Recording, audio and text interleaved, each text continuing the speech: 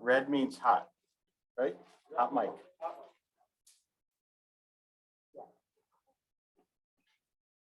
This plastic masks.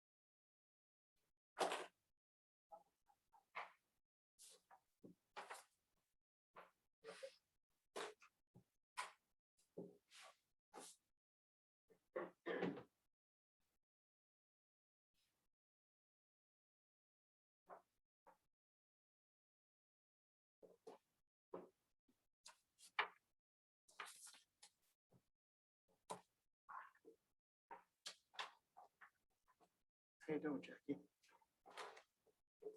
You too. Nice to be here. How's things?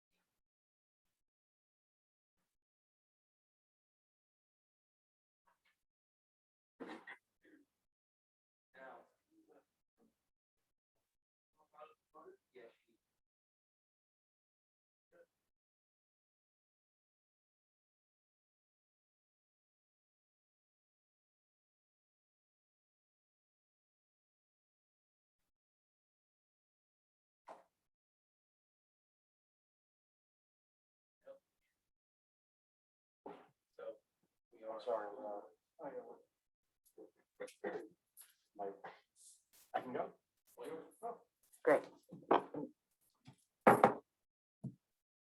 Excuse me. This meeting of the Millburn Short Hills Business Association Incorporated, October 14th, 2021, is hereby called to order.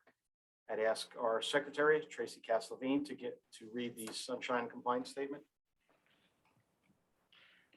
Okay, hi, everybody. 1 second, I'm just pulling this up.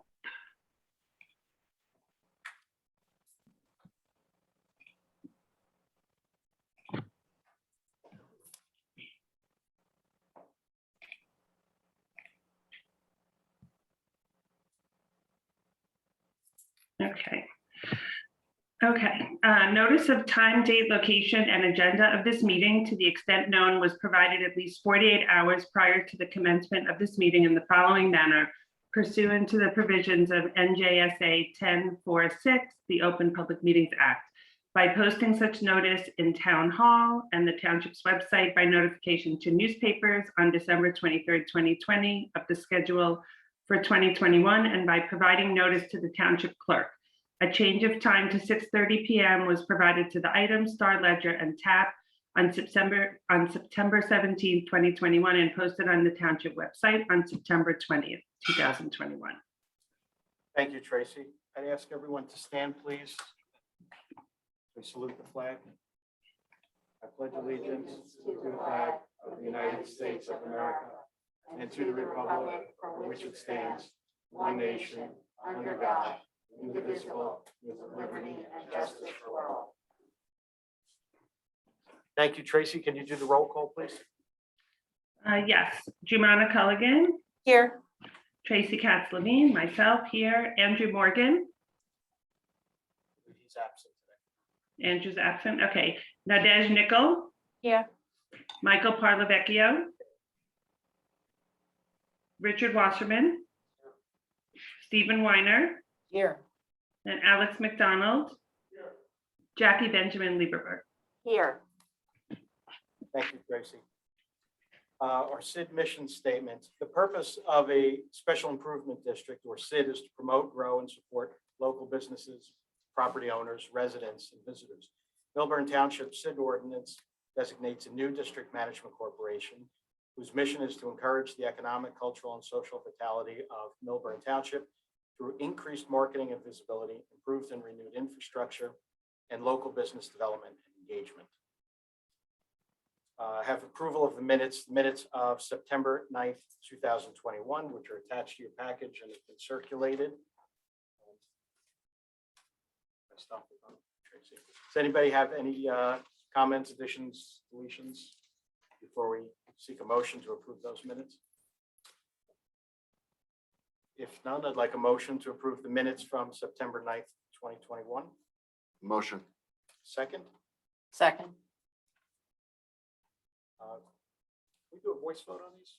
No, just roll call. Yeah, that's for sure. Tracy, can we have a roll call, please? Sure. Jumana Culligan, Yes. Tracy Katz-Levine, yes. Andrew's absent. Nadej Nickel, Yes. Michael Parlavecchio, Abstain. Richard Wasserman, Yes. Stephen Weiner. Yes.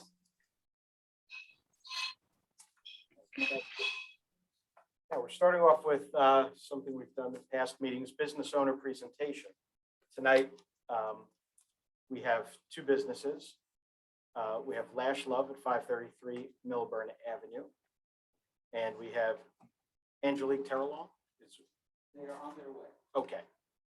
So do we have Nadira Mayfield? Come on up. If you could just introduce yourself, tell us a little bit about your business, 533 Millburn Avenue. Okay, I'm Nadira Mayfield. Today actually makes 1 year that I've had the location. I opened up in about May. I'm a licensed esthetician. I've been in business for 6 years. I specialize in eyelash extensions. As far as the salon, I have 2 employees now. They specialize in makeup, eyelash extensions, and skincare also. So the salon we're open, but I'm still kind of like growing and expanding with staff and things like that. So it's looking to be somewhat full service, just no hair, no nails. Of course, it's a women's salon, but we do cater to men for the skincare. I'm from Springfield, so I'm pretty familiar with the area. So I felt comfortable with being in Millburn Short Hills for my business. And that's pretty much it. Welcome. Thank You're you. welcome. Thank you for coming to the meeting and introducing us all to your business. And you said Angelique Terrelong is on their way. Okay, so we'll go to public comments. I can start with this. When invited to speak, please come to the lectern, clearly state your name and address, and speak into the podium microphone so that your comments can be understood by all and properly recorded. Do we also have people remotely? We do. Okay, so if you're going to read from a prepared statement, whether you're in person or remote, I'd ask that you please provide a copy of that statement to Tracy at exploremillburnshorthills.org. Speakers are asked to limit their comments to 3 minutes. And those who wish to obviously, you're here in person. I see Mr. Feld is here in person, stalwart. And if we'd like to start with those on, Mr. Feld, I'll give you the choice. Do you want to go first, or you want to let the people online go first? Okay. Fairly brief. I want to just take off my mask so people can hear again. My name is Jeffrey Feld, live in Alexander, Short Hills, New Jersey. I want to applaud the executive director who's been here since basically May of this year. He gave a great report in front of the TC a week ago, I guess Tuesday. And if you look at today's agenda, he's making reforms that I hope the TC appreciates, such as citizen speaking prior to official action. Today, I think on the agenda that there will be responses to questions prior to official action. Also, I compliment him for attaching the minutes to the agenda packet. As I've been saying for various meetings, when he gives you the budget, he tells you what you've expended throughout the year. However, I don't think people appreciate, I appreciate all he does we've been talking a code. I don't know if most of the community's been picking up the code that we've been speaking to. When he spoke last Tuesday, he gave analysis of what he's doing as to 5 months. He cannot tell you what occurred the 7 months prior to his arrival. We talked about rollout.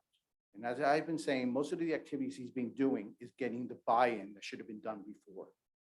When you get to your agenda tonight, you're going to be talking about feasibility.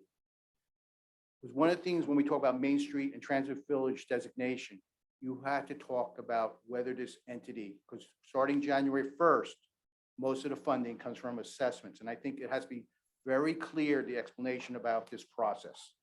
Because most of your work has been done for the businesses who are tenants rather than really the property owners.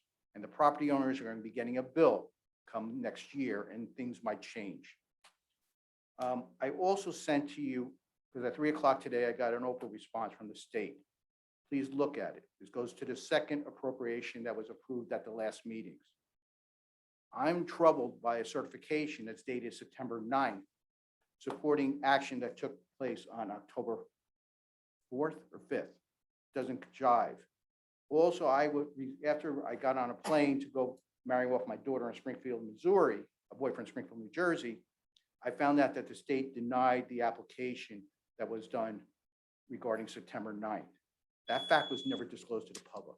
These are the things you have to be careful of. Also, you might wish to consider a DCA public press release regarding the Neighborhood Preservation Program, the awards that were given out like about a week ago. Because a lot of the activities that you're doing is part of the playbook that they say that you need to do. And I think the public needs to understand that I've been always saying, and it goes back to what my letter was in July 2020. I'll be very shortly, about 30 seconds more, where I ask questions that I've always been saying that the SID is a predicate for Main Street, New Jersey designation and to Transit Village program designations.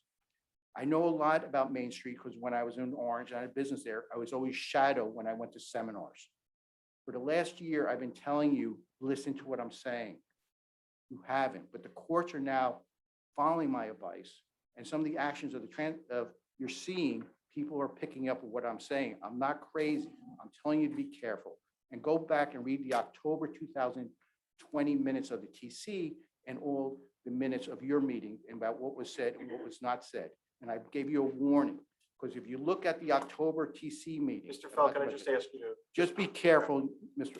That's all I can say. Just listen to my recommendations, because there are certain people now looking at what's happening throughout the county.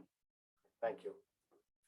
Do we want to jump to just go back to our business owner presentation with Angelique Carolong, 109 Main Street? Come on up.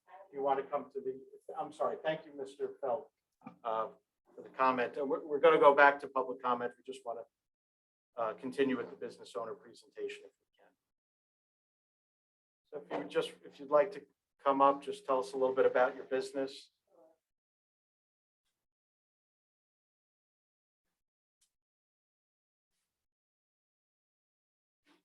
Oh, good, you brought my coat. Yeah, that's great. Yeah.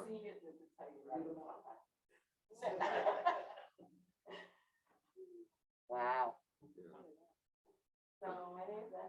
If you could just go to the mic so we pick it up, make sure it gets recorded. Yeah, people are white. You may want to hold it up when you speak so everybody can see it.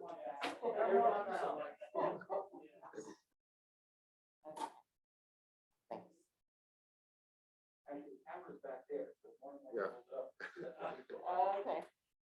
So my name is Angelique Tarlong. I just recently opened a retail atelier business on Main Street. So I'm a fashion designer and I specialize in feather garments that have the look and feel of real fur as an alternative, to fur and faux fur.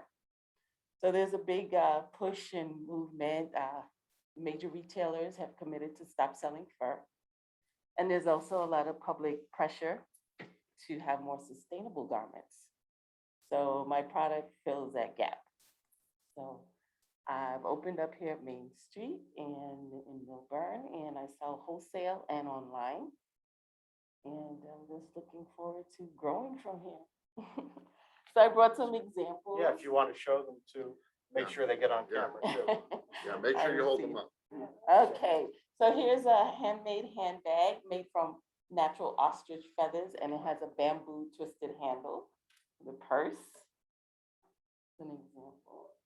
Here is one of my signature pieces. So this I've hand woven to have the look and feel of Russian lynx, which is one of the most expensive furs in the industry. And this piece here has been fooled by veteran furriers. They thought it was Russian lynx, and I'm like, no, it's feathered. And they're like, no, it's lynx. And I'm like, no, it's feathered. Wow. So this is nice. So I want the customer to have the experience of wearing and feeling a fine fur. It's all lined in silk. It's all hand done. What kind of fur, what kind of feather is that? This is, they call marabou feathers, which is really turkey feathers mostly. Really? Yeah. Marabou if you sounds- had, marabou Thanksgiving sounds much more turkey- Exotic. Yeah. Is everything made in America? Yes, It is. Okay. yes, everything's made in America. Yeah. And here's just a silk shawl with a mixture of feathers. Wow. Look like animal prints. Very easy. So I have very sporty things, dressy things, all kind of things. So that gives you a little sample of what I do and what to find at the store. And I do make to order as well as have things available for retail. All right, And you're at 109 Main Street. 109 Main Street, yep, Perfect. Right Thank you. across from. next to Taylor's Splurge. Next to Yeah. Splurge, right? Yep. Across from the playground on Yep. Taylor Park. And right? I might add that we had a wonderful opening for you. Oh, yes, had a We- fabulous We grand cut- we opening. took out the large clippers, the large Yes, scissors, and we did we the cut it, ribbon and, we cutting. welcomed you, and it was a fabulous event. Yeah, and Thank then you, we, Steve, for helping with that, making that happen. yeah, But, we really coordinated welcome. with the fashion show at the Rocktoberfest, which Yes. was great. And we had the local high school and other models. model in the What are your, fashion show. what are your hours, like, just So I've been feeling it out, but basically I'm closed Sundays and Mondays. And so Tuesday to Saturday, 11 to 6. okay, Mhm. wonderful. Okay, thank you. So you're, Thank you. Oh, sorry. you're saying you have, you're doing wholesale and online, but you have a showroom on Main Street? Yeah, so yeah. Yeah, so you You- could come you- and see the samples yeah. and there's things there made to order and ready to wear that you could buy right there. I gotta say, you did a great job building out your space as well. It's beautiful. Thank on that- you, on thank that you. I corner get a spot. lot of people stopping in and complimenting and taking a look. Thanks to Mark here too. Put a lot of sweat in there in building it out. And Angelique was actually one of our Explore Refresh grantees. So we're helping her purchase a sign for that great. space that she's beautifully built out. Send me a bill. You want to pay? Come on. I'm working on it. Any questions?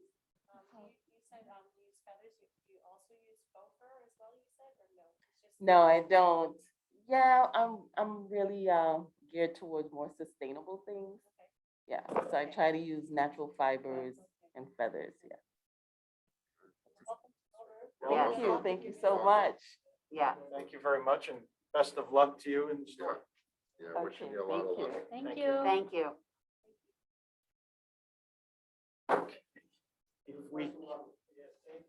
If we can shift back to public comments. Alex, you said we have public comments online? Okay.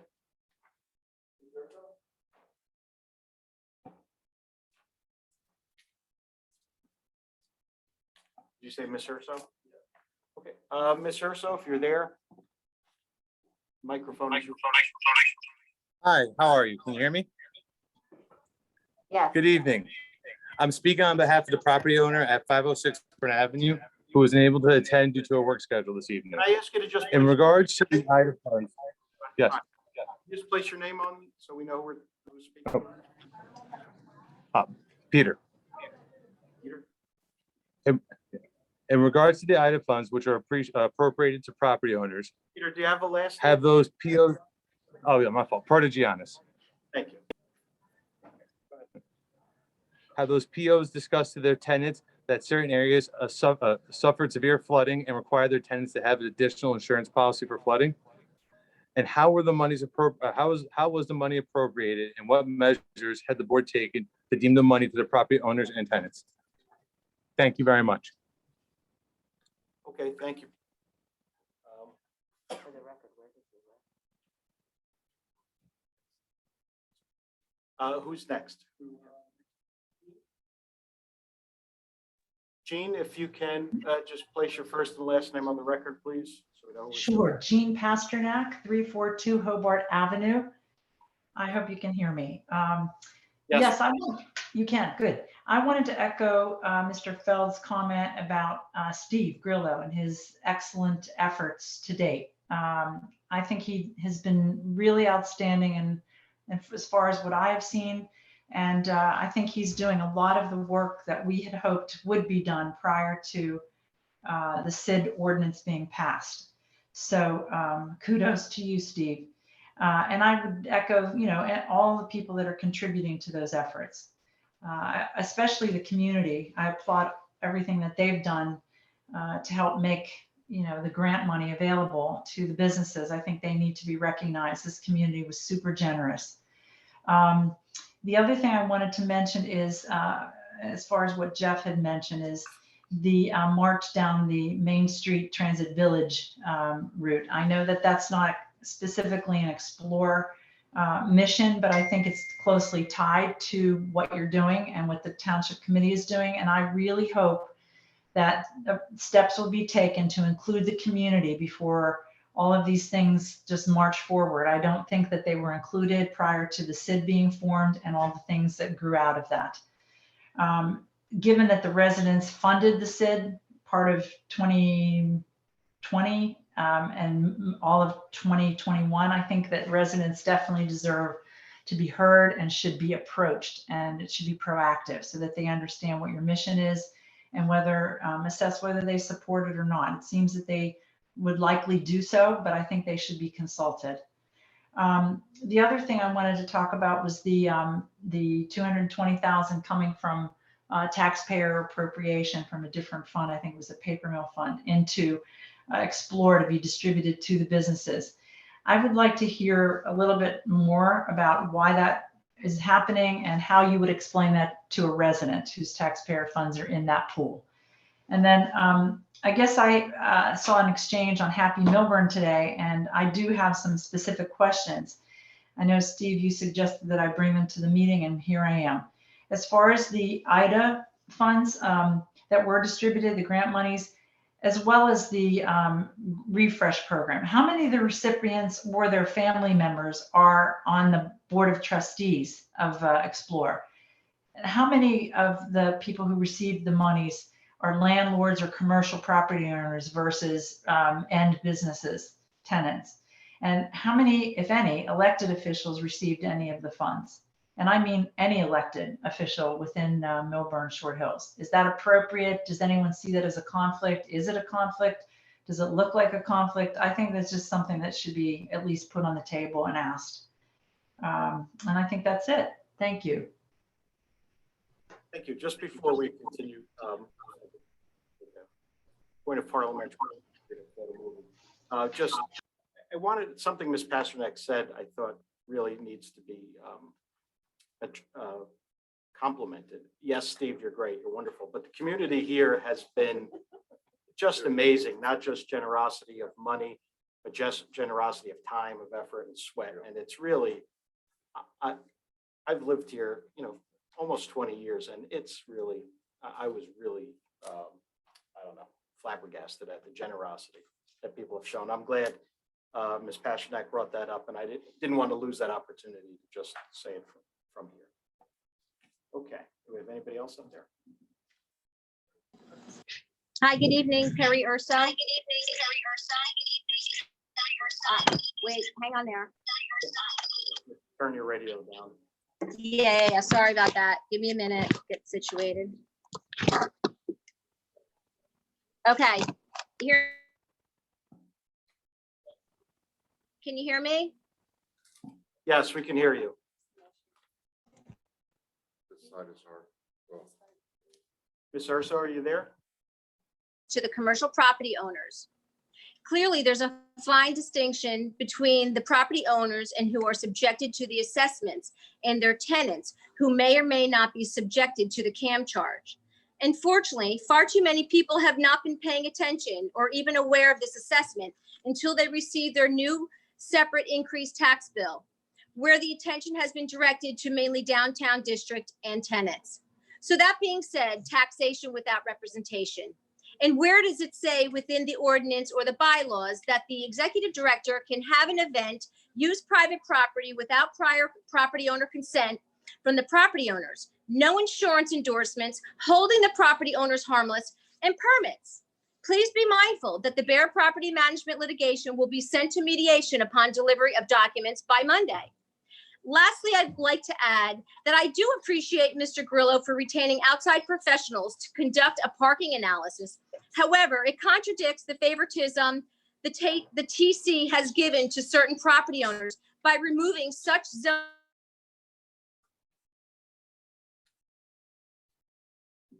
Ms. Urso, I think we lost you. Are you there?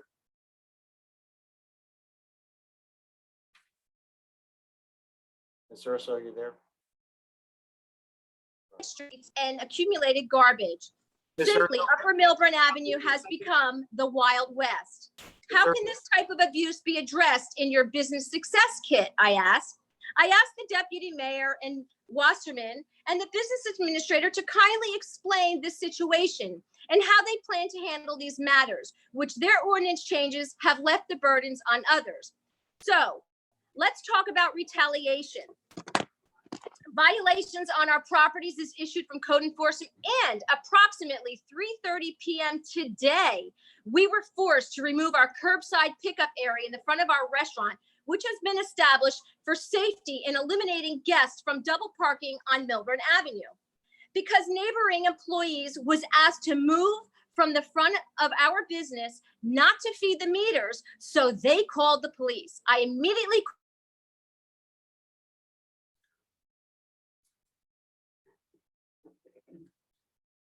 Ms. Urso, just so you know, you dropped off.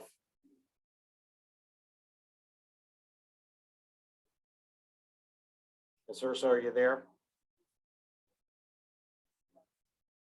We could come back to her if she comes back, but I have a feeling she's not going to be able to jump in on the next person, is she? We could go back to her. All right, let's. support establishments, Time out. businesses to operate without proper approvals. How can I get a Millburn Township personalized curbside pickup stand in front of our business, just like the Millburn Deli? Thank you and have a good night. And I hope you answer my questions. Ms. Urso, just one thing I want to say, not regarding the context. You dropped off a couple of times. So I'm hoping you could send your specific requests to us or to Mr. Grillo in writing, just to make sure we didn't miss anything. I know we missed something. I want to make sure we capture what you're asking. Yeah, because you keep interrupting me. You wouldn't let me say my full statement. Nobody was interrupting you. Your line dropped. You interrupted me like 3-4 times. Shame on you. Ms. Urso. Shame on. Okay, shame on me. Okay, next, please.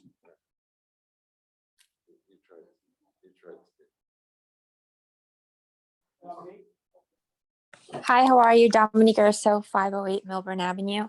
I just think the internet was bad for her, and I'll tell her that as well. But there was, in all fairness, a few interruptions, but I see you were trying to tell her that she was getting cut off. Nonetheless, the main gist of the point is why the favoritism? Why do for other businesses, not for others?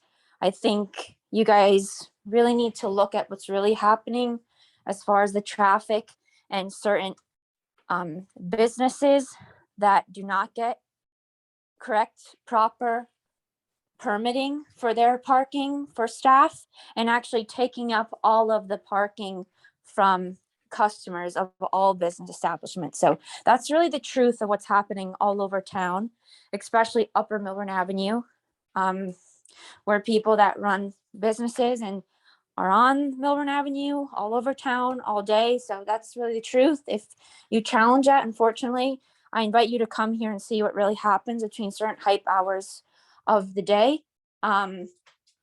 And again, if you do for one, do for all. I think, and please clarify for me, I heard that you are gifting someone a sign that has nothing to do with Ida. I just would like to know, if I ever feel I want to upgrade my sign, will you gift me money? That's really the town's money for something that has nothing to do with a relief of any sort.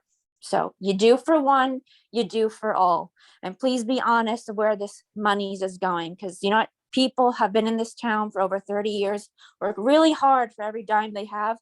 Don't be so frivolous with spending and tell the truth to the people. Thank you. Have a great night. Okay, thank you. Any other callers? No. Okay. Any way we can get this light going? All right. Glasses work. Okay, we have an opportunity on our agenda if any responses to, do you have any responses to the public comments? Maybe Mr. Grillo? Yeah, thank you, Chairman. So I'll just go in order of the speakers. Mr. Feld mentioned a public information session. I think that's a terrific idea. And perhaps I could get that scheduled for sometime in December. So if there's property owners and tenants who have questions about SID operations and how it functions, I'd be happy to have a public meeting before the assessment occurs. Mr. Feld also asked a question, and he did send an email earlier today regarding the September 9th MOU versus the October 5th MOU. I think you said the 4th, it was the 5th, but Alex is going to speak to that during the agenda. So it's actually two separate TC actions and two separate MOUs. That's why there's a discrepancy. The Peter, who spoke for Ms. Urso, he asked a question, I think, about additional flood insurance. I'm not sure what he meant by that. And then he asked how the money was allocated for the IDA program. I'll address that in my comments later as we go through the handout. Ms. Pasternak, thank you for your compliments, as well as Mr. Feld, as to our work. And I want to echo also what the chairman said. This job is made very pleasant and easy because of an incredible community. I average 20 phone calls a day from residents and businesses and people I've never met, and they just want to know everything. And I think the thirst for engagement and wanting to be part of this community in various things is really remarkable. And so I agree that this community is wonderfully engaged. The Transit Village and program is an interesting program. It's not something that the SID would head, but certainly if the Township Committee wanted to move forward with a project like that, the SID would play an integral role. Additionally, the Main Street program is something that was also brought up. We intend to apply in 2022 when the applications come out again, and hopefully we will get that designation. Ms. Pasternak also asked regarding the $220,000 transfer and how it works. And so Alex will speak about that as well when we get to the MOU on the agenda. There was a question about number of recipients, how many of them are owners versus tenants for the IDA money. I don't have that number off the top of my head, but I can provide that via email tomorrow. In terms of elected officials, I don't believe any. To my knowledge, none applied, and to my knowledge, none received, but I'll certainly double check that. And then in terms of family members or members of the committee, Stephen's wife at Splurge, which suffered significant damage, did apply, as did Jumana, whose business was obviously devastated. But both of you have recused yourselves from any proceedings, and you were not involved in the review selection committee either. Obviously, it's one of those delicate things where serving on a volunteer board, that doesn't mean that you can't get any benefits from the SID. And so it's important that we explain that, but I'll certainly provide those numbers to Ms. Pasternak tomorrow when I can tally them. Ms. Urso brought up a question of downtown preference, and she wanted to mention something about the parking study, but was lost, but I'll happily answer her questions when she submits them in writing. But in terms of a downtown preference, we've talked about that at previous meetings.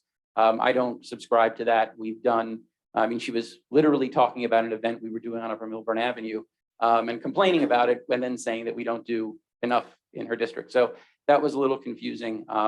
We just did, and we'll talk about that later today, a major beautification program on Morris Turnpike. We've had 2 public events on Morris Turnpike. And so downtown does represent about 50% of the businesses, but we do spread the wealth quite a bit. That is my main challenge and goal here. And then Ms. Urso asked about parking permitting, Dominique, her daughter, permit parking for businesses and employees. I think that's something that perhaps she could take up with Mr. McDonald independently. Certainly is an issue that we have enforcement issues in terms of business parking, and that's no surprise to me or the police department or Mr. McDonald. But if she wants to ask for assistance and clarification, she certainly could. The SID is not an enforcement agency, so it's not something we would do, but I think it's certainly something that has a lot of credit. And then finally, she asked about Explore Refresh and the sign that we provided to Angelique Terrelong. That program was open to all businesses within the SID. I think there was a 30 or 45-day application period. Enzo's could, or any of the other properties that they own, many of them are vacant, but they could have owned them, or they could have applied for those. Nothing stopped them. They didn't apply. They didn't get awarded. But had they applied, we would have considered them just like anyone else. Steve, can I just ask you to clarify one thing? The Explore Refresh, there was a connection made to IDA relief funds. Just Correct. explain the difference between the two. Sure. So they're two separate programs. Explore Refresh was a COVID-related program. That was something that I think we did in late July, early August, if I recall. We put $10,000. Was it September? We might have approved it in September. Yeah. So it was something we were working. I remember I was at the beach at Long Beach Island on the phone with the attorneys, trying to go through the application process. So it was July. But yes. But that program was $10,000 originally allocated for some type of COVID response.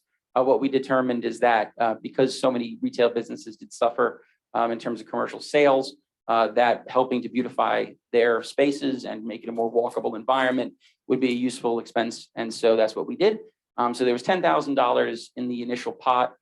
We awarded $8,500 at, I believe, our September meeting.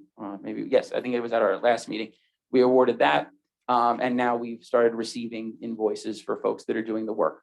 That is completely independent of the Hurricane Ida money. That currently is only through donations we've received, and then hopefully the funding from the town, which we'll discuss later in the agenda. But they are two separate and distinct programs. Additionally, there is nothing that precludes a business from applying for both because they are separate. Thank you, Steve. Okay, moving along, we have a Township Committee report. Mr. Wasserman. Yes, thank you. Thank you, Chair. The focus of, the focus of a lot of us in the Township Committee this past couple of weeks has just been on IDA and trying to help our residents and our stores with Steve's good help. That's really been the focus of a lot of my colleagues and a lot of the work and phone calls. It's just trying to help the residents and the storekeepers. This past Saturday, Jackie and I, or I should say Mayor Jackie, that doesn't everybody know that she was a past mayor. We actually met with several storekeepers and restaurants to see how they were doing in terms of their progress of getting back on their feet. I got to tell you, a lot of people are making progress, but it was devastating. I mean, people are, a lot of our storekeepers or restaurants were really wiped out, and it's I'm so happy that they're making their way back, and we're not, they're going to be back, and we're really thrilled about it. But there's really an emotional outpouring that we have Explore Millburn, helping, and Steve is checking on them, and we had a lot of really positive feedback, and that was really heartening to see that. So so that's been my focus. I've also spoken to many of the residents of South Mountain, who were also devastated, and again, my heart goes out to our residents and storekeepers that are trying to get back on their feet now. Thank you, Richard. Going to the Business Administrator's report, Mr. McDonald.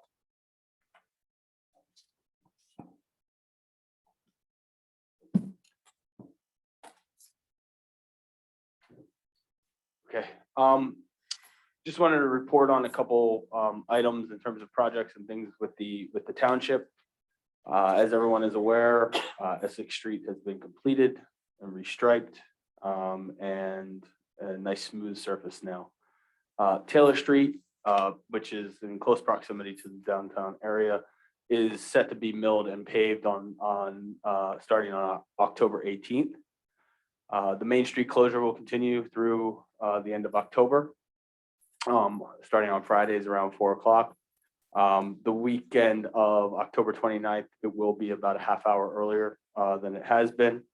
And we, tomorrow, there's a small portion of the flex parking project that will be completed, which is the pavers that were taken out are going to be replaced. So there will be some closed off parking in that area. We just found out about that late this afternoon, that the contractor would be coming back to finish that. This weekend is a little bit busy in terms of road closures and impact to the downtown area. On Saturday, which I guess Steve will be reporting on later, but the Mud Ball charity event will be taking place. So there will be a road closure on Millburn Avenue from Spring Street to Main Street from 2 p.m. to around 10 p.m.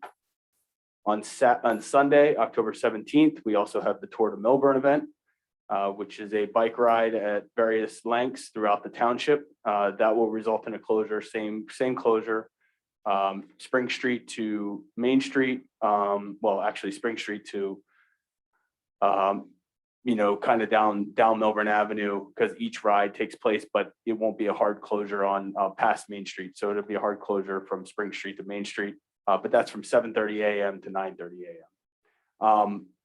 That will be an event that is going to bring, approximately 400 riders alone into the area. And so very exciting weekend for Millburn Township there. Mr. Grillo, I'll leave it to you whether you want me to report later during the MOU regarding, what's that? Great. That's all I have for my report. Thank you, Alex. Moving along, Treasurer's report, Mr. Weiner. Sure. Hi, thank you. Very briefly, just to run through what the budget report as of October 4th, our account balance in the bank, and this is our operating account, was $85,234.38. That was the balance. The expenses are as of September 30, which is the date of our bank statement. So there could be off by a couple dollars, but I just want to draw your attention to the subtotals of each of the columns. So that shows where we're either running a little ahead or a little behind the projected expenses. And we're still at the end of the day, at the grand total, we're still running about $14,500 below budget. So that will contribute, where I know it's later on the agenda, we're going to talk about, kind of have a working session on our first draft of our budget for next year. And so I'm pointing that out to you because that amount is going to partially fund our contingency fund that we propose to consider for next year. But everything's running on track from a budget perspective. Thank you, Stephen. On to the Executive Director report, Mr. Grillo. Thank you, Chairman. I've never had anybody talk about my Excel spreadsheets with such excitement as Mr. Feld, so I appreciate that. I'm glad you find them exhilarating.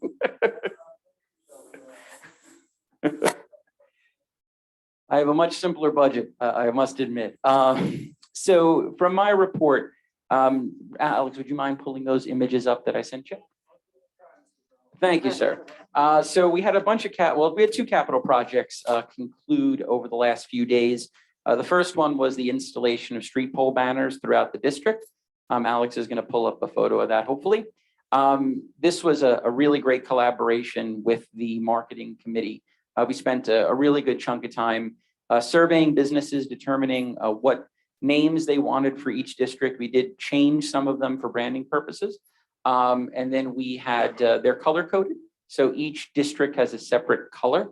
And then we have 4 districts have had the installations thus far, representing 66 banners. And then we were denied by Verizon for Morris Turnpike. They have a prohibition territory-wide on any street pole banner installations. So we are actually going to have a pretty innovative solution with our vendor. There they are. We're on Morris Turnpike, we're going to be installing large A-frame signs that are actually going to look like banners. And so they'll be placed on the side of the road. So they won't be installed on the poles, but they'll really look really sharp. And so, as I said, each one has a different color, and each one has a different brand name: Downtown Millburn, Upper Millburn Avenue, Short Hill Station. And then we did change the name of sort of somewhat generic Wyoming to the Wyoming Business Center, because there is a significant number of professional businesses over there, professional services, medical services. And then we did change Morris Turnpike to Morris Turnpike at Short Hills, because in speaking with a lot of the vendors, they felt that the Short Hills zip code and Short Hills designation was very important to their branding. So we'll have between 4 and 6 of those. We're finalizing the details, but those A-frames will be very interesting. And then we also completed our Morris Turnpike beautification project. We have a quick little video for you. It's 10 seconds, I think.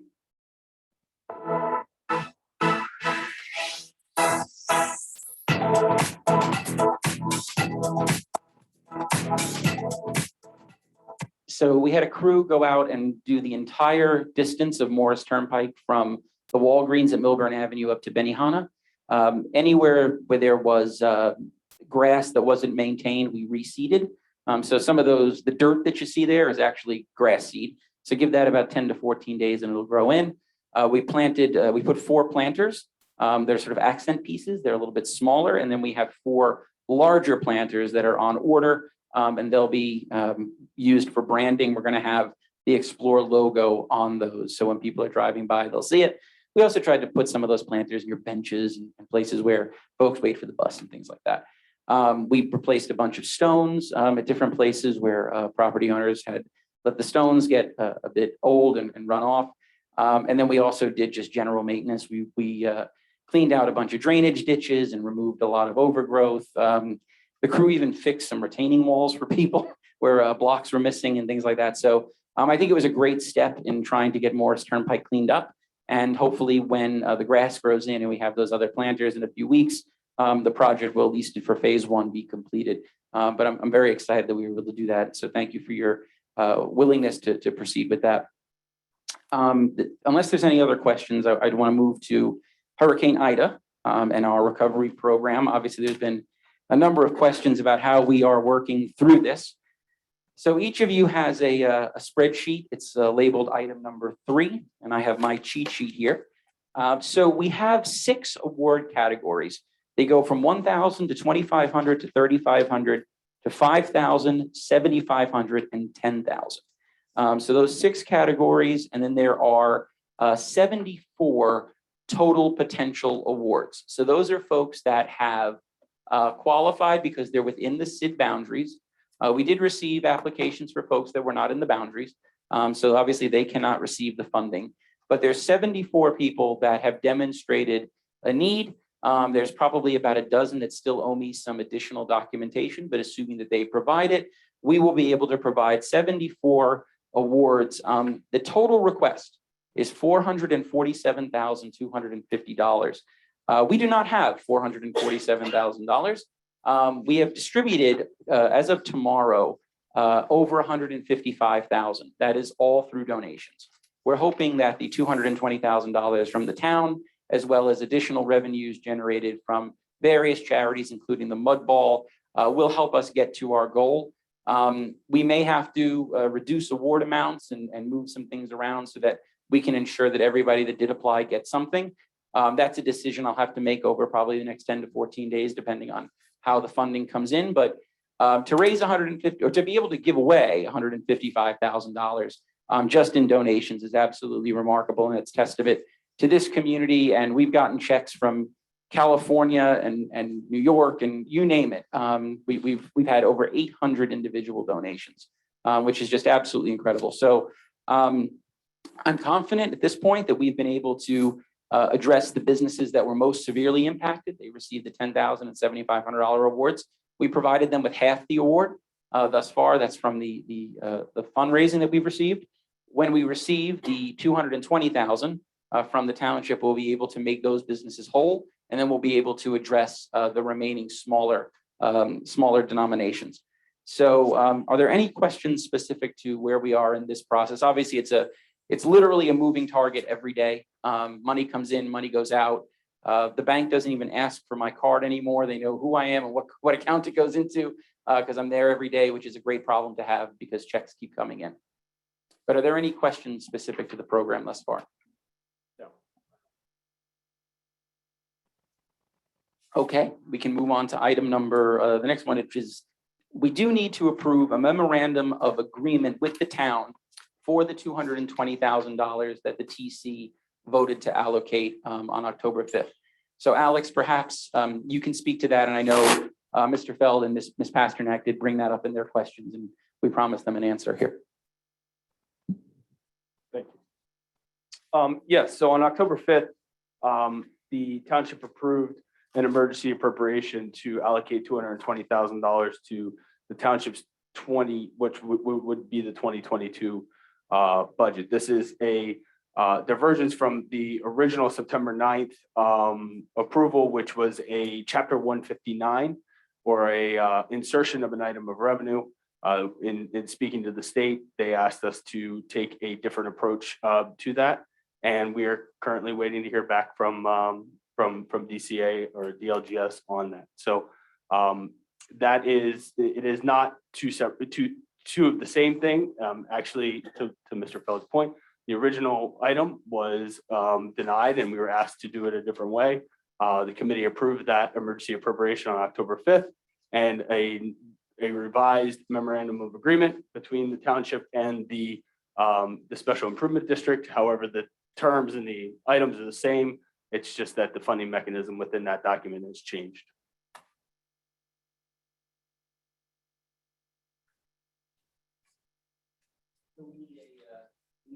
You want to have discussion? So we can have discussion if necessary. The MOU is indicated as number 4 in your packets. This is a draft, or this is a copy. I have the original. If we vote tonight, Mr. Parlavecchio will have to sign and execute that. Just as a note, you did approve this at our September meeting. And as Alex explained, this is a utilization of a different mechanism, but the substance is the same. So there's a copy in there of the MOU as well as the resolution that was authorized on September 9th originally. So do you have any questions for myself or Mr. McDonald? Steve, just a comment. Just a comment. Again, this money, this allocation of money is limited to the Hurricane Ida relief amount, right? And it would follow the same scrutiny and criteria that we used so far. Actually more. So yes, this is limited only to Hurricane Ida. So only those who have applied and have been accepted, as I mentioned, those 74 or so businesses. They can only be within the boundaries of the SID, right? So it can't be a business outside the SID. It is subject to a month. We agreed when this was approved that I would present a monthly report to the TC detailing which monies had been expended and which hadn't. So, and then any monies that are not expended will be returned. As you can see from my budget, we have more need than we do money, so I don't think we'll be returning anything. But yes, so there's actually, and then there's going to be subject to an audit next year. And so there's a small amount of money that's going to be taken out of this fund to cover that additional cost. So there will be a municipal audit that was discussed at the original meeting in September. And I think that's it. I think that covers everything. Jemima, did you have a question? I did have a question. It says all applications must be received by its core within 6 weeks after the effective date of the MOU. So does that mean for some of the people who are awarded half or who haven't received their award yet, will they have to reapply? No. Can we still be, just after, this is after the effective date, so. Yeah, so honestly, I don't think that we're going to get many more applications. At this point, they're trickling in very, very slowly. If anything, maybe we'll get another handful. But at this point, I think we've covered pretty much all the businesses in need. So really, it's more about getting the money out to those folks that have already been approved. Yes. Who haven't received their payment yet, yeah. Yes, they would be eligible, exactly, yeah. Because those applications are already in. Okay, because it just says, so within 6 weeks after the effective date of the MOU, and the effective date of the MOU was when, last Tuesday? But the applications were received most likely in early September. Right. When is the effective date then? Tonight.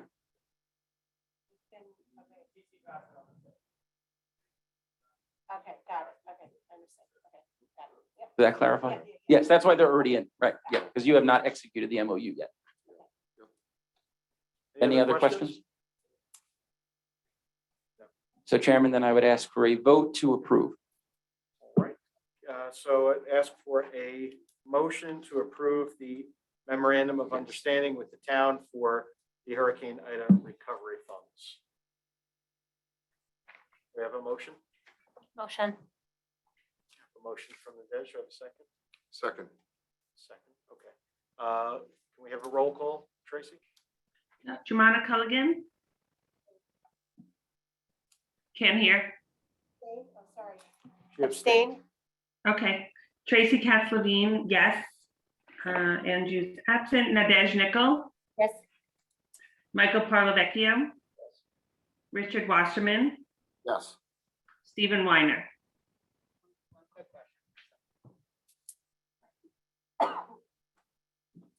Can't hear Stephen.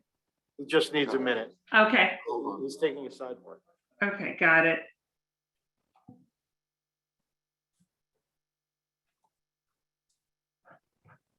All right, sorry, Tracy. Yeah, so put me in as a no vote, please. A no vote. Okay, Not an abstain, No. not voting. Not voting. He's present and not voting. okay.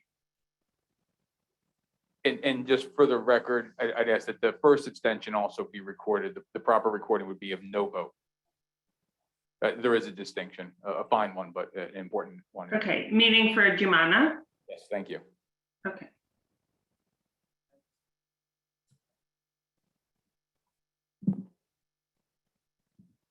And I have the original for you to execute at the end of the meeting. Okay, couple of upcoming events. So as you know, or I hope you know, we've been, because of the extension of the Main Street closure through the end of the month, Marla and I have been working on a Sunday brunch series. So we've been bringing some softer acts, some solo musicians, acoustic, jazz, and they've been playing from 12 to 2 in the closure area. That's been very nice, very successful, and I think a good pilot for next year as we get towards the end of the year and we run a little lower on cash for full bands. These groups work a little, they're quieter and cheaper, but it's been a nice little thing to do on Sunday afternoons. The mud ball is Saturday, God willing. We won't have as much rain as in the forecast. We will make a decision tomorrow midday, but the mud ball will be a fundraiser for not only Explore Millburn Short Hills, but for businesses that are outside the district. So the mud ball committee is made up of community volunteers. I will not be participating in the discussion as to what allocation is made, but folks like Bernie's Tire, Anthony Lawrence Jewelers, people in that Vauxhall area of town, the dry cleaners that are down there, will be eligible to apply. They're actually going to use, the committee is going to use our Google form template that we've used for Hurricane Ida. And so they'll be taking in applications and then depending on how much money they raise, they'll be disseminating those funds as well. So this was a good opportunity for us to help businesses that we cannot help fiduciarily. We can then at least provide it through this mechanism. So Wendy Misson, who I think Jackie brought to me, and she is, I'm blown away. This woman is just, she's the Energizer Bunny. She's incredible. She's putting on a really remarkable event. There's going to be a Taste of Millburn, which is a food sampling event. Those tickets are $25.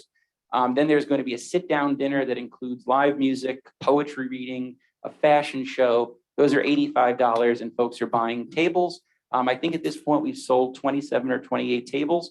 There's over $25,000 in sponsorships as well. And so we're hoping that this event will raise somewhere in the ballpark of $40,000 to be split between our fund and then the public or the other merchants that are ineligible for our fund. So I applaud Wendy and her volunteer team. Tracy was very helpful in getting her some volunteers that can help with the marketing and the finances.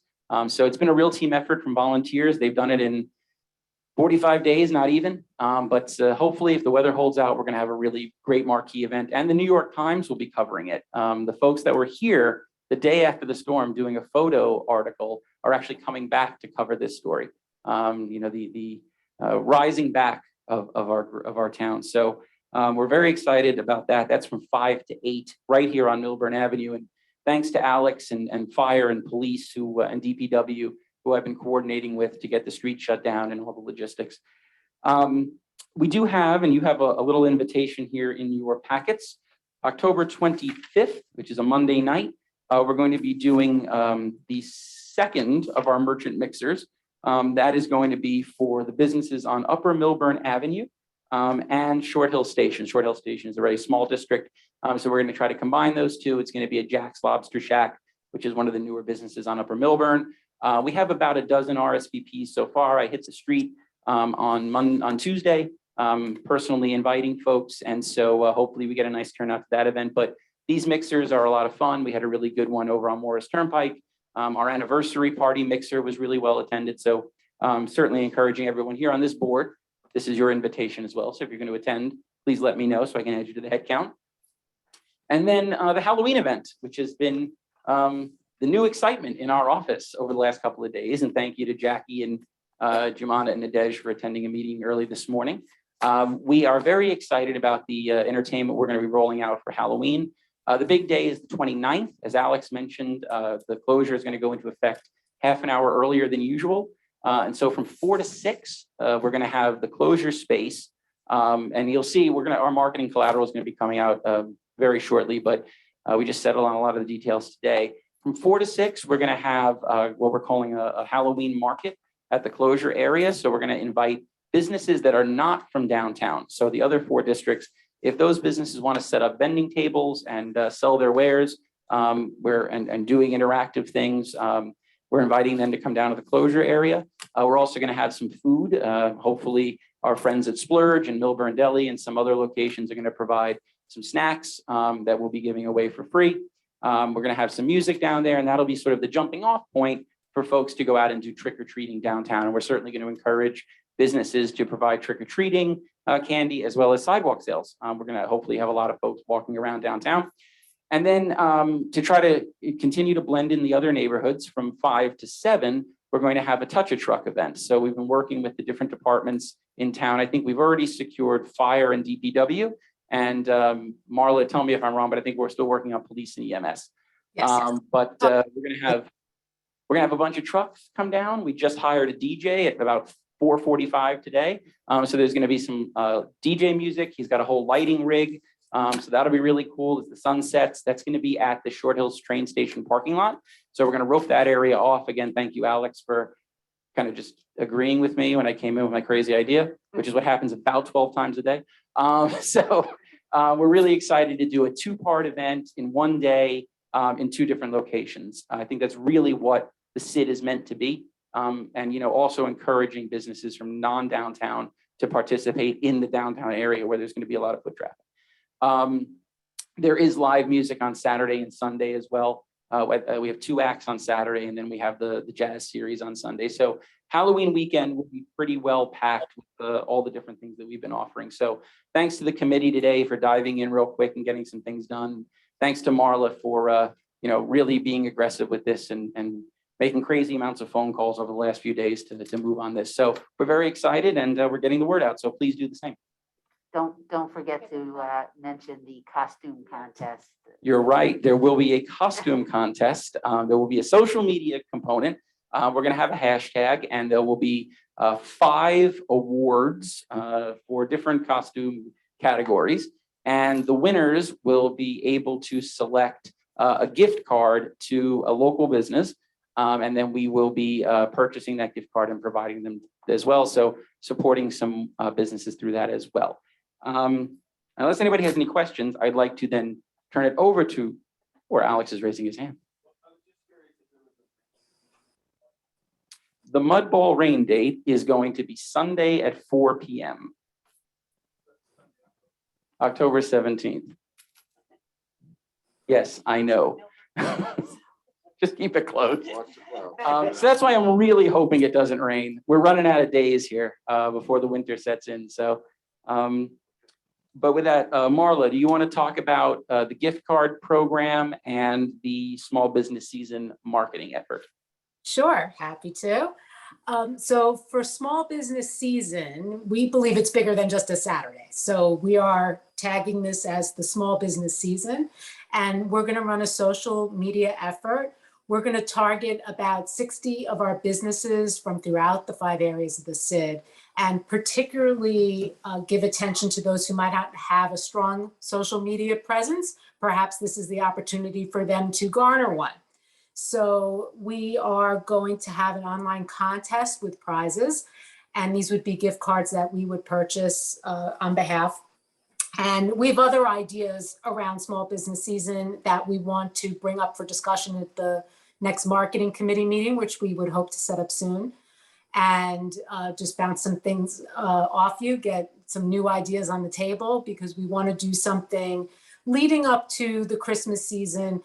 But Christmas, of course, speaking for itself, we really want to set up this whole small business season leading up to Thanksgiving in the very early part of December. So for the gift card program, where we will be purchasing gift cards as prizes and giving them to residents who have won and choose their prize, we would like to budget $1,500. We would allocate $500 of that to Halloween, and the remainder of that for these small business season events. Does anybody have any questions right off the bat about that? I mean, we need to really sit in committee and hash some things out, but. Just real quick, 500 for the gift cards for Halloween? Oh, sorry. Was it $500 for the gift card purchases or $500 for the budget for the Halloween? No, the gift cards for Halloween for the online, the social media program would be $500. And then we'd like to take another $1,000 and put that towards gifts throughout the holiday season. So that's, you know, if we get a request for a donation basket, or, you know, we can do different promotions. I'd like to just have those on hand. And we can, you know, get it to quite a number of different businesses. I think that we can do different denominations, you know, 25, 50, whatever it may be. But we can spread the wealth and certainly try to get those businesses' names out there. But you guys know during the holiday season, the requests come in fast and furious. So I think it's a good time for us to have those on hand. And also, I think it gives us a good little bit of a pilot for the gift card program that we'd like to launch in 2022. These are not like your generic Visa gift cards. These are business specific gift cards. Correct. And my question is, this would be launched right after the Thanksgiving, or right around right after the Thanksgiving holiday? A little bit earlier, hopefully.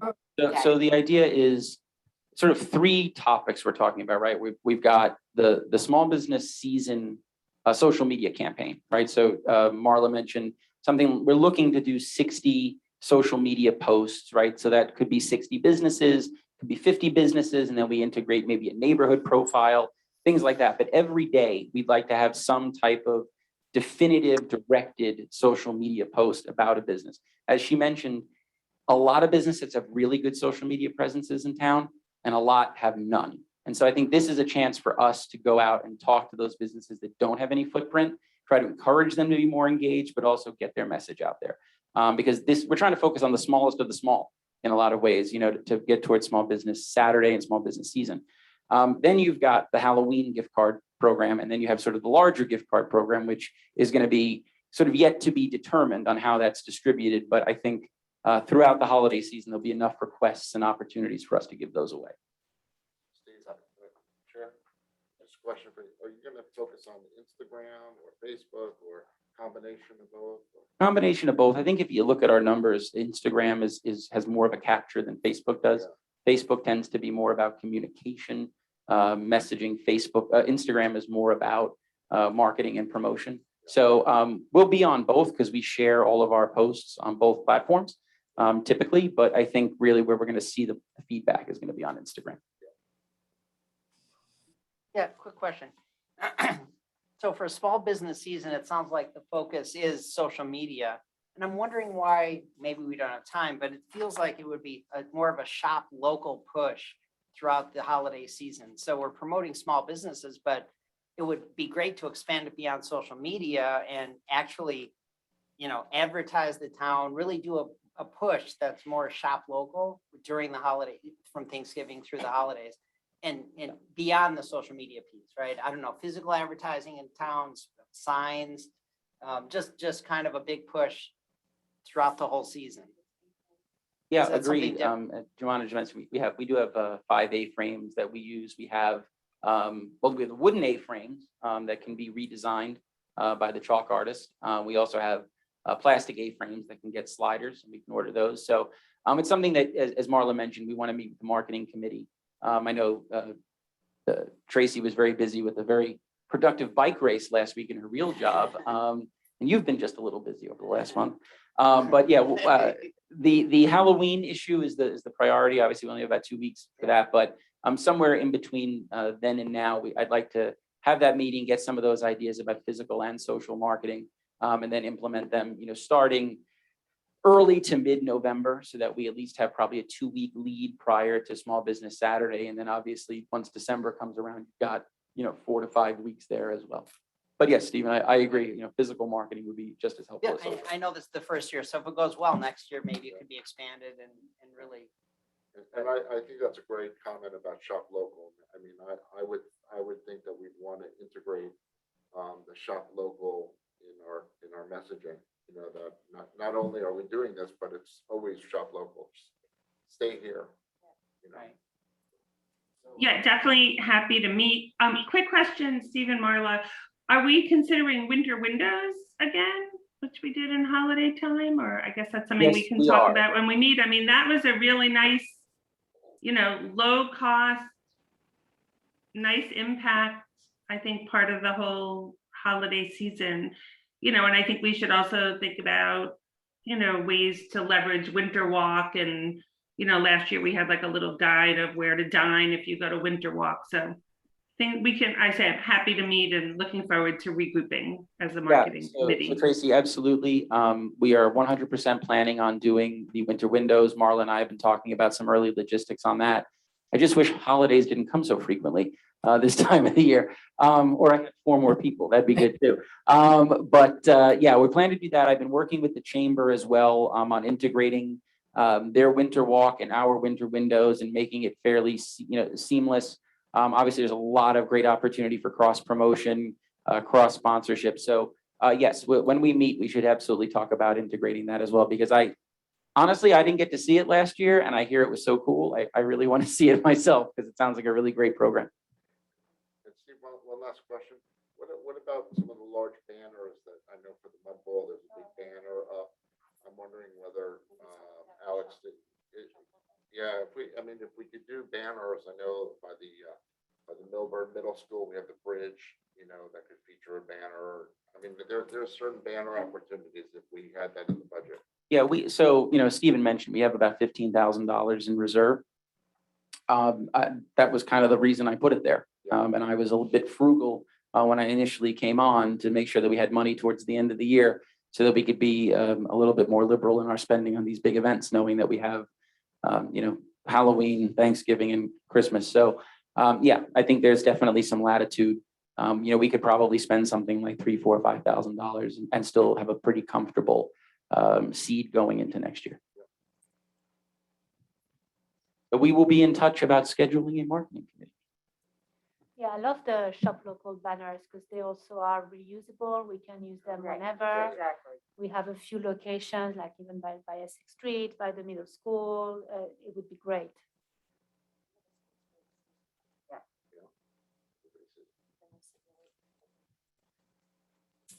May I proceed? Okay. So the final discussion item before we go into executive session is our prep for our annual meeting, which is next month. So in terms of just sort of good governance, good practice, what we want to do is have a governance committee meeting in September, typically towards the end of the month. That's where myself, Michael, Stephen, who are the governance committee, and our attorneys, we went over a lot of the detail-oriented items, talked about a draft budget, talked about amendments to the bylaws, looked at vendor contracts. And so we went through just a lot of those technical items to make sure that we're in a really healthy position in terms of operations. In my opinion, I think we're doing quite well. I think things are going really nicely on the operations side. There are some things that we need to fix, mainly on the bylaws. I had the very exciting opportunity to read through them multiple times and find minor errors, but we need to correct them. And so this is the good time to do it. And then also we do need to think about certain aspects in 2022, which we have to take action on in November at our annual meeting. So with that, I just want to go to what you guys have in your packets as attachment number 5. So that is the copy of the current bylaws. And just because this is so important, I do want to go through this just edit by edit. So I worked on this with the folks at our meeting in September. Mr. Cooper and I have talked about it as well. There are some kind of basic amendments that need to be made, and then some more complicated ones, which we'll talk about in our executive session and how we're going to pay for those. So the first item, and everyone should have the document with comments on it in front of you. So the first item is that we have an office for the SID that says located in downtown Millburn. I would propose that we change that to say anywhere within the boundaries of the SID. Nothing says that our office has to be in downtown. We have a 5-district SID. If you go to the next page, we do need to have Mr. Cooper look at some of the language regarding our annual meeting. The annual meeting language here is a little wonky. And so Mr. Cooper is going to take a look at that and try to streamline that and make it a little bit more efficient. Same thing on 3.02, which regards voting. There needs to be some clarification on that. If you move forward in the document to 4.04, and I apologize, the bylaws don't have page numbers on them. But we do need to elect executive officers. And so I would suggest that we do that at our January meeting. So after the Township Committee appoints the members, right? Remember, we do not have any authority to appoint our own board. So the Township Committee does that. And so at our January meeting, when the board is appointed, after the board is appointed by the TC, we would then need to appoint our officers. My suggestion would be keep the existing officers until that January meeting. So you have this kind of strange gap between our November annual meeting, but it doesn't matter because the TC is the only entity that can actually change the members of the board. If you proceed here, there's some, we're talking about potentially reducing the number of meetings. So we obviously have one every month. Our bylaws don't call for that. Our bylaws call for at least 4 times a year. In our discussions with the governance committee, we think probably 5 to 6 is enough, including potentially a summer break. So that's something that we'll discuss in December as we get to our scheduling for the year. But just something to put on your agendas that maybe we would. I would recommend changing that to make it fewer meetings per year, but there is no magic number. It's something that we can discuss. There's a couple of items here I'll skip over that just deal with the correct timing of certain things. The current bylaws articulate a lot of dates related to the annual meeting as being in January, but our annual meeting is in November. So those need to be shifted to say November as opposed to January. So that's just a minor thing that I'm not going to spend too much time on. If you get to the next 6.01, which is subcommittees, there's some language there that's a little difficult. We'll talk about restructuring that a little bit just to make it clearer. And then also including a list of the standing committees. You have 4 of them, as well as potentially new committees such as real estate and development, visioning and funding, and then also potentially just an ad hoc committee that will exist as well. So those are mainly procedural things. Down by 7.02, there's some misnumbering that needs to be changed and things like that. See if there's anything else of significant importance. At 9.01, it's a discussion on, or it's a point on what the executive director is allowed to do in terms of checks. We have an internal policy that only allows me to independently sign a check of $500, nothing more without a second signature. The bylaws call for 1,000. And so Stephen is the treasurer and Michael is the chair. would like to change that to $500. So what we'll do is we'll recommend an amendment to codify that so that it says it in the bylaws. Additionally, if you look at annual budget, it talks about us submitting an annual budget no later than January 15th. But our annual meeting is in November. That's when we would choose so we're just going to change that to November. And that is it.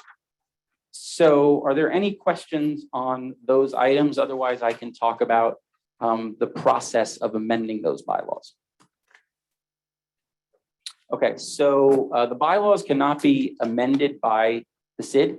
It has to go to the TC for approval. So what I'd like to do is work with Mr. Cooper, and again, we'll talk about that in our executive about some contractual issues.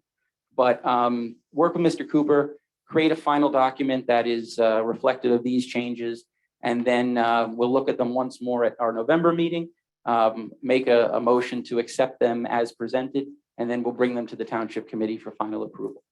Does that meet with everyone's agreement? Tracy, as secretary, is that all right with you? Yes, that sounds good. Okay. I just have a question. So the timeline would be, just go through the months, and the TC would approve this in January, or would it be? TC can take action on it anytime. Okay. So it just makes sense to do this at our annual meeting. So, we'll do this, November. we'll do the slate, we'll do the budget. It all just gets done in November. We would then immediately bring it to the TC, and then the TC has the choice to act on it or not, honestly, right? They could just say, no, we don't care. I doubt they would do that, but it's at their discretion then to approve the bylaws as we've suggested. So hopefully that would be concluded before the end of the year. So is that a 2-read process, Alex, or a 1-read? No, bylaws. The amendments. bylaws. Okay, great. Okay. Good. Sorry, just, I don't have anything that I could do to improve that summary. I just want to emphasize for the record that what the executive director is proposing and that you're agreeing to is the process. So just for the members of the public, this isn't an approval of these changes of any kind. There will be a motion, duly seconded, discussion as warranted of the actual amendments before this body approves them. Thank you for that.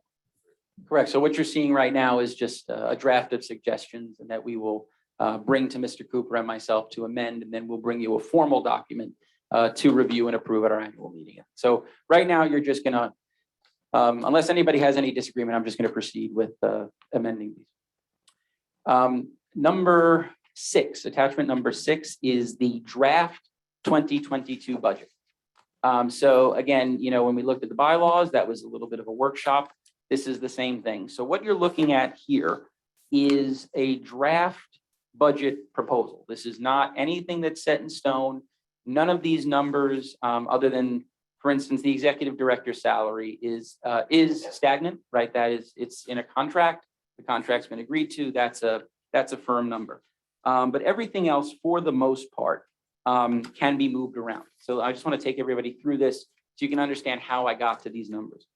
So the special assessment will be $204,000. So that's the money collected from the property owners and or their tenants, depending on the arrangement, within the boundaries of the SID. That is the same budget that the DMDA had, and it's the same budget that we're using this year. So there is no increase in terms of the assessment. I used prior year unexpended funds at $12,000, so we're at about 15 now. So this number may move a little north or south, but it's probably going to be in the ballpark of 12. The township payment. So the township has an obligation in the ordinance to pay half of the executive director's salary.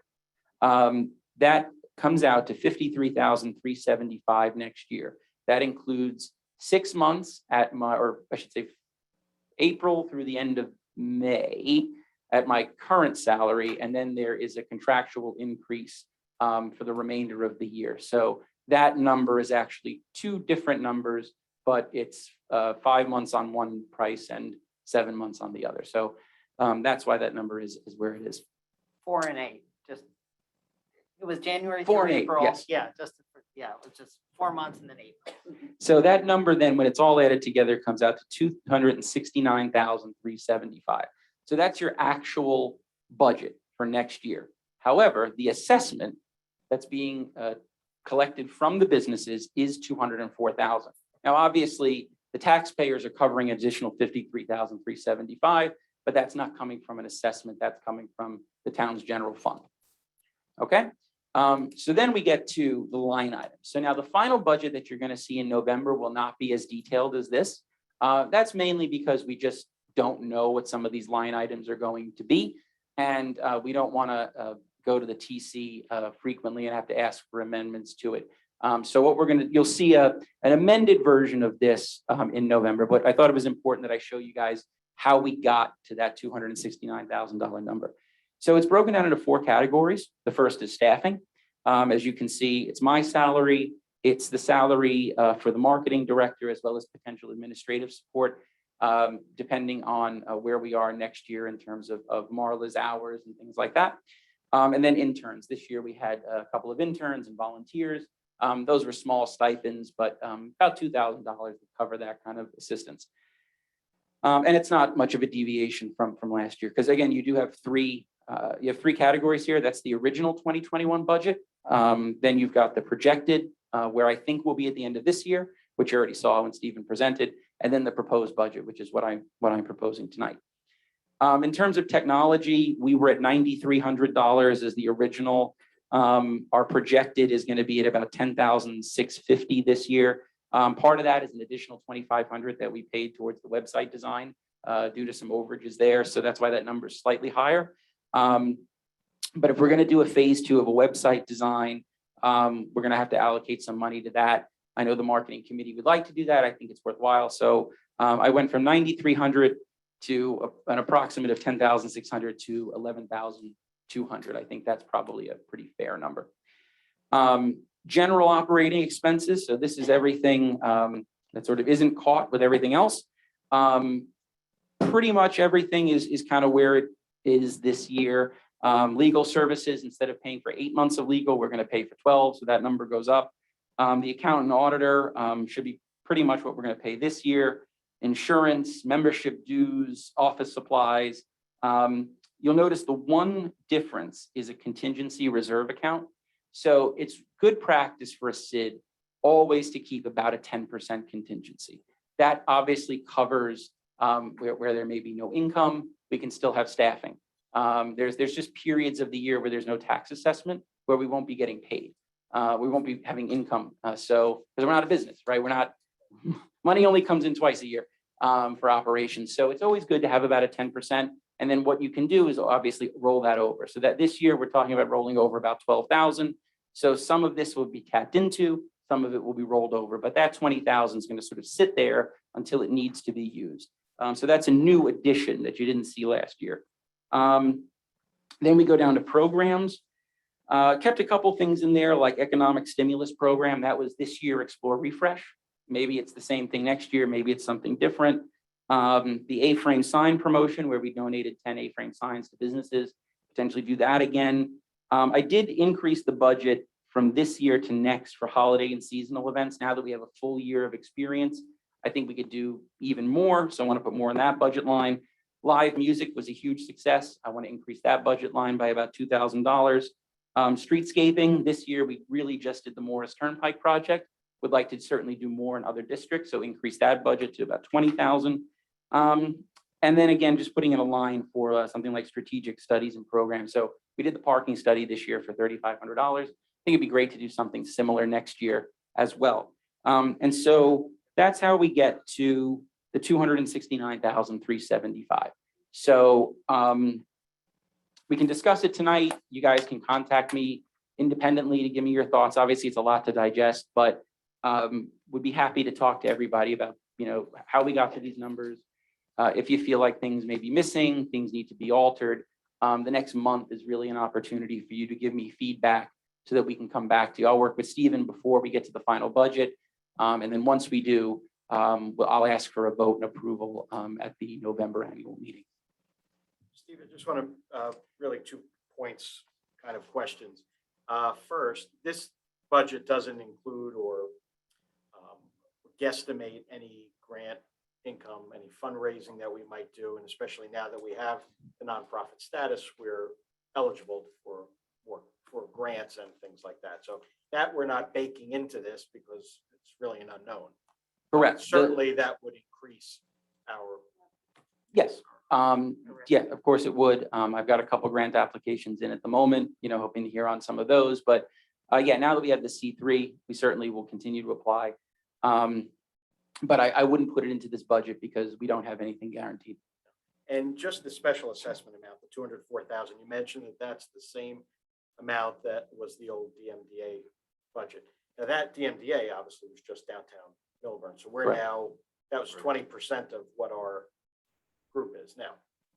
No? 50%. 50%? Yes. Okay. So we have twice as many businesses essentially. But we're maintaining that assessment, and that assessment's being spread over another, doubling the amount of people who contribute to that. Correct. Okay. Yeah. So we're serving twice the amount of space with the same budget. Several years later. Yes. Okay, so that's, And with the that's, one I that's think that's a over, fair have to point. go to the office of the town hall. Correct. Yeah. So I think it's a very fair and responsible way to go about this. Obviously, having a career doing this, it's very difficult for people to adjust sometimes to that assessment, even when it can be relatively low. I always use the example, some people are paying $600 a year. You can't get an advertisement in the newspaper a weekend for $600, but for this, you get a year's worth of service. So, I think this is a very manageable number. Every year we can reconsider increasing it. But I think at this point, I am very comfortable working with this budget, and I think it's very fair and equitable across the board. Yeah, I just wanted to make the point that we are servicing more businesses and more property owners with that same cap.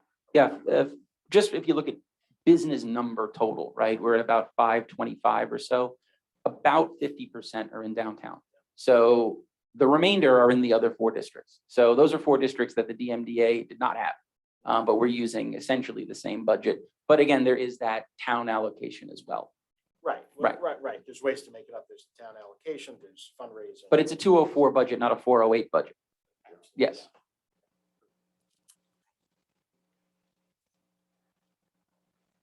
I do have a quick question on just the logistics, because this will be our first year relying on tax revenue. So Yes. do we expect in the beginning of the year to get an advance from the town like we did this year? Or do we wait till April 1 when the tax is due? Or how does it work? Because I'm looking at the memo that was after item 7, I guess. And it's talking about the approval, and then it's billed annually, and those taxes are due April 1 with the 7-day grace period. So are we dependent on the $20,000 contingency to cover from January through April 1? Or how does that work? To a certain degree, yes. However, the portion that the township is obligated to pay for the executive director's salary can be allocated.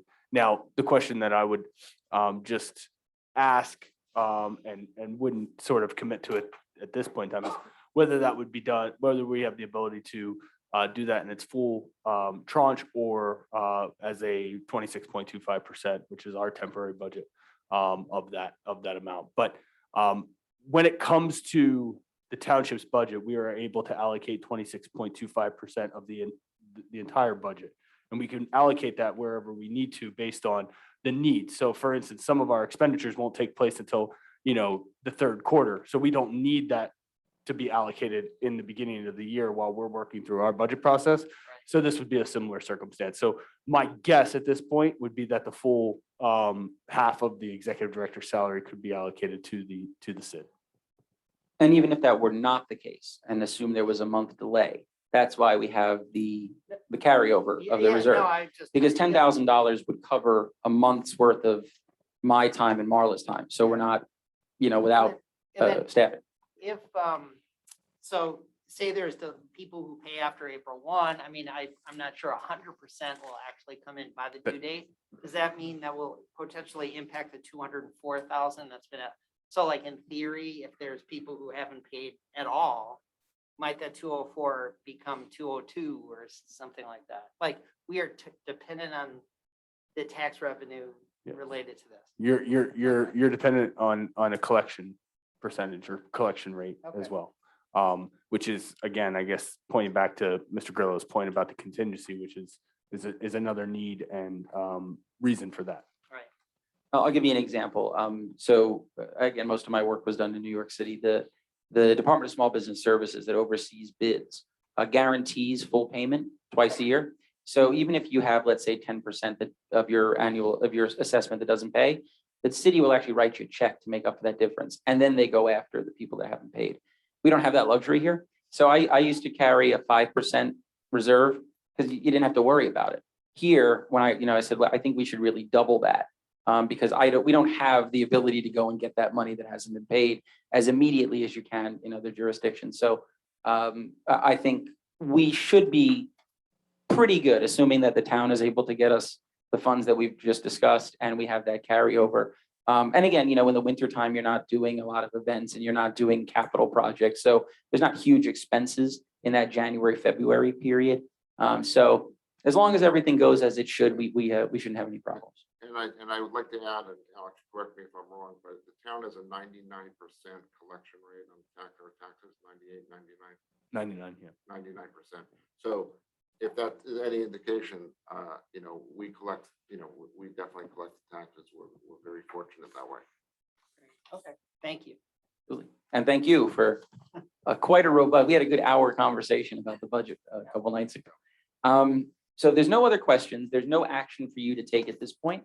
But I do encourage you to reach out to me directly. Happy to discuss any of these budget items so that everybody's comfortable when we get to the November meeting where we will present a final budget that will be voted on, be brought to the TC.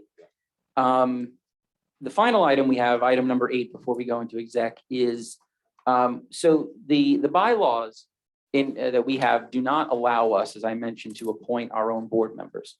Additionally, there's nothing saying that we can or cannot make recommendations to the Township Committee. Silent on that. And so as an aggressive bid leader, I say, let's do it. And so we do have 5 seats that are up this year. One of them is the owner trustee. Another is a resident trustee. These are indicated in red in your handout. And then the 3 township seats, which are up annually anyway. Those are the seats that Richard, Alex, and Jackie currently occupy. Again, the TC is the only body that can actually appoint anyone. So all we would be doing is providing recommendations. Nadej, this is your last chance. But Nadej has told me that she would like to step down from the board. So thank you for all of your service. And unfortunately, we now have to fill that seat. So Nadej is what's considered an owner trustee. So that's an owner of real property in the district. What I'd like to do and get authorization for this evening is for you to allow me to proceed with a public announcement that we will have an available seat for this particular role. Put that out on social media, put that on our website, the town website, have a short Google form that allows people to put in their interest and their biography. And then I'd like to establish an ad hoc committee to evaluate those folks. There's no pressing timeline, obviously, because we don't have the ability to actually appoint anyone, but this would have to be done prior to January 1st when the TC would appoint the board, just like they would do for any other volunteer committee. So I was hoping that we could have the 2 governance committee members, Michael and Stephen, and Jackie, obviously with a background in HR. Unless anybody has any objections. So the authorization, and we don't have to take a formal vote, but is for me and Marla to start posting that, trying to get some folks interested and get some applications. And then at some point between now and the end of the year, have that ad hoc committee interview folks and make a recommendation as to the TC as to who we think. And it could be multiple people to choose from. We don't know. But at least give the TC an idea of who might be interested in participating. You may also want to coordinate with Christine Gotti, our clerk, because she does the volunteer interest forms for all of the commissions and committees on a I think she does it in November, but so you may definitely want to coordinate with her too.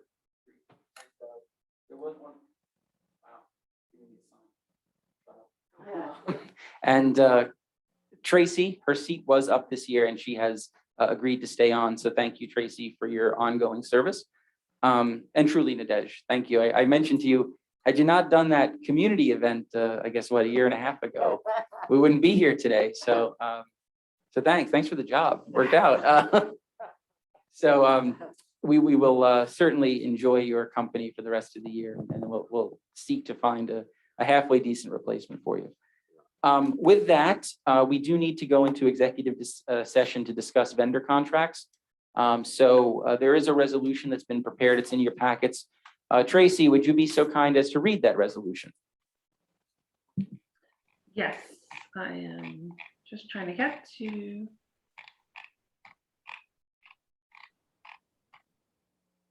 I'm in the agenda packet, but I am not seeing that in order. Can I ask somebody there who has a I can read it. hard copy to read it? You want me to read it? Michael, why don't you read it? Okay. Resolution authorizing executive session for Millburn Short Hills Business Organization Incorporated. You'd like me to read the entirety? Whereas the Open Public Meetings Act provides for the exclusion of the public during the discussion of certain matters. And whereas prior to the exclusion of the public from a council meeting, it is required that the Millburn Short Hills Business Organization Incorporated Special Improvement Board of Trustees adopt a resolution stating the general nature of the subject to be discussed and stating as precisely as possible the time when the minutes of the discussion conducted in closed session can be disclosed to the public. And whereas this body is about to consider a matter which falls within the purview of NJSA 10:4-12 and can be properly excluded and can properly exclude the public from such discussions. Now therefore be it resolved that the Millburn Short Hills Business Organization, Inc. Special Improvement Board of Trustees shall enter into a closed session to consider the following matter: discussion on issues related to contracted vendor service. Is further resolved, the minutes of said discussion shall be made public as soon as the matter under discussion is no longer of a confidential nature. So just a couple of housekeeping items. So we will need a motion and a vote on this. Tracy, you're the only board member participating. So do you want to just call my cell phone? So we don't have to do Zoom because there's no. That's good. Oh, okay, so never mind. We're all set for Tracy to Zoom in. The camera will be running in here because this meeting is not adjourned, but then we're going to go into another Zoom session in the other So room. can we have a motion to go into executive session? Motion. A second? Second. We have a roll call, please. Jumana Culligan, Yes. Tracy Katz Levine, yes. Nadej Nickel, Yes. Michael Parlavecchio, Yes. Richard Wasserman, Yes. Stephen Weiner. Yes. See you momentarily.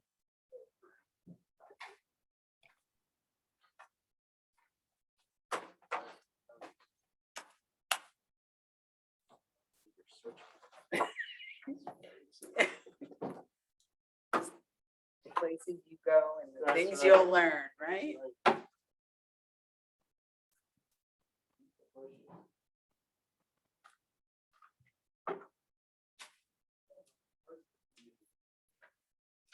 Jackie, is there like somewhere I can get water in here? Yes, yes.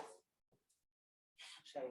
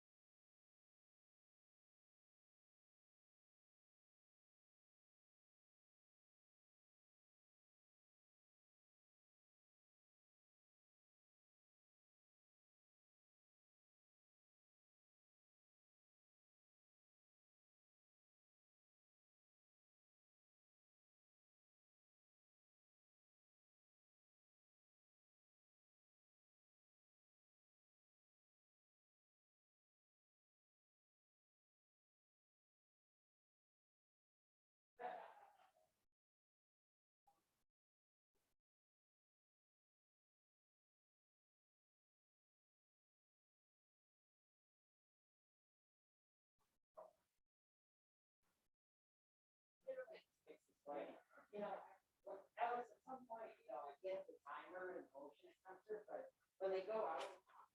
Well, something's wrong. Yeah. This has to be fixed because this happened in our meeting too. Yeah, but yeah, I was there. Yeah. Something's wrong with this. Yeah, and then I'll follow them right away. All right. Still three individuals on the meeting. Okay. So, you know, three individuals on the meeting.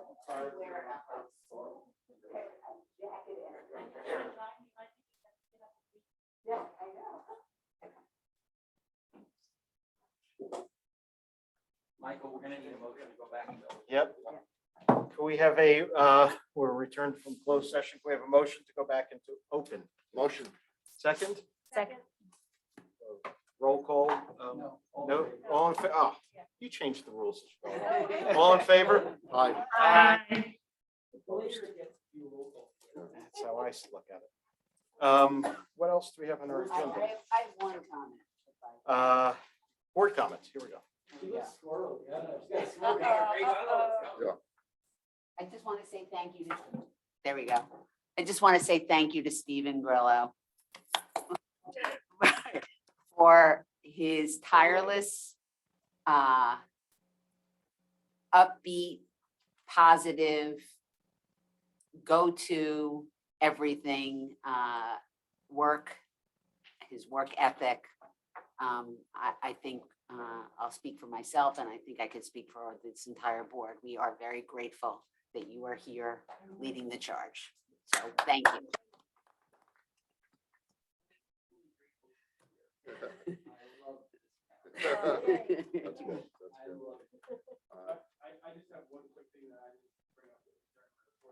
Can't hear on the phone. Just, so just one quick thing was that I wanted to let the board know that we brought in Dan Fenelon, who is repairing the mural, the Welcome to Millburn mural, covering up some of that paint and getting color match, and he'll be touching up that mural as well. The one that was in the alley that got damaged by Hurricane Ida, we are taking that down. He's going to cut this up. I'm going to spring this on Steve right now, but he's cutting that up, and we're gonna look to do some sort of event to make that into a Millburn Strong type mural, similar to what Jesus did. Yeah. So just wanted to let you know that those two things are being worked on. Wait, so he's repairing the Haagen-Dazs mural and then the 4-panel on the alleyway. Got it. Thank you for telling us. Yeah. And they're all together now with weathered the storm well, correct? Yeah. You got the right materials. Yeah. I also want to, Steve, you're doing a great job, and we appreciate the sneakers that you wore during Ida to track down the streets, to help out the merchants, was outstanding, as I told you before. Yeah, well, that was all good stuff. And one of the things I brought up, well, actually Jackie helped me bring it up once before, is I actually think we should also think about helping more with the food pantry, maybe integrating some of our work with the businesses to make sure that the business community is tied into the food pantry. It should be like an offshoot of what we do. There's not a tremendous, we're very lucky that in Millburn Short Hills, there's not a tremendous need. But I will tell you that we service, from what I know, we service about a dozen families. And it's a constant flow of food going out. So there's tremendously good work being done. I think our business community would really want to help. So just going forward, we should try to find ways to make sure that our businesses know that there is a food pantry.